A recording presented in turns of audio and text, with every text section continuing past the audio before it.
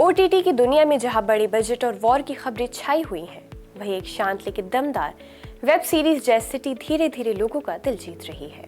खासकर पश्चिम बंगाल और बांग्लादेश में इसे काफी पसंद किया जा रहा है। क्या इस सीरीज में खास, आइए आपको बताते हैं। आदाब, मैं हूं आपके साथ अमीना माजिद और आप देख रहे हैं आवाज वॉइस। ये कहानी 1970 के दशक की कोलकाता की है, जब बांग्लादेश मुक्ति संग्राम चल रहा था। पार्क स्ट्रीट के एक मशहूर नाइट क्लब जैस सिटी के मालिक जिमी रॉय की जिंदगी इस कहानी का सेंटर है। इस किरदार को अरेफिन शुवू ने निभाया है, जिन्होंने अपनी शानदार एक्टिंग से सबका ध्यान खींचा है।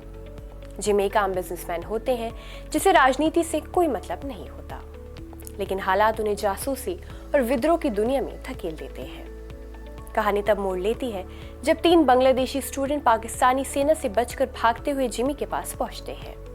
जिमी उन्हें पनाह देते हैं और धीरे धीरे खुद एक क्रांतिकारी बन जाते हैं। इस सफर में उनका सामना खतरनाक हालात और दुश्मनों से भी होता है। सीरीज का निर्देशन सौमिक सेन ने किया है, जिन्होंने पुराना कोलकाता का माहौल बहुत खूबसूरती से दिखाया है। जासूसी, संगीत और इमोशन का इसमें अच्छा मेल देखने को मिलता है।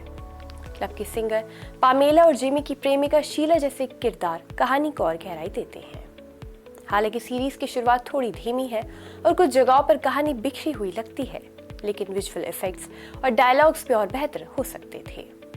इन कमियों को अरेफिन शुवू की दमदार परफॉर्मेंस काफी हद तक छुपा देती है। जैस सिटी सिर्फ एक जासूसी कहानी नहीं है, बल्कि एक आम इंसान के बदलने और हालात से लड़ने की कहानी भी है। ये दिखाती है कि कैसे मुश्किल वक्त में इंसान अपने अंदर छुपी ताकत को पहचानता है। कुल मिलाकर अगर आप इतिहास, रोमांच और इमोशन का मिक्सचर देखना चाहते हैं तो ये सीरीज एक बार जरूर देखनी चाहिए। ये कहानी सिर्फ जासूसी या संघर्ष की नहीं रह जाती, बल्कि इंसान के अंदर छुपी मेहनत और बदलाव की ताकत को सामने लाती है। जब पर्दे पर आखिरी सीन चलता है तो सिर्फ एक कहानी खत्म नहीं होती, आपके अंदर कई सवाल और भावनाएं जिंदा हो जाती हैं।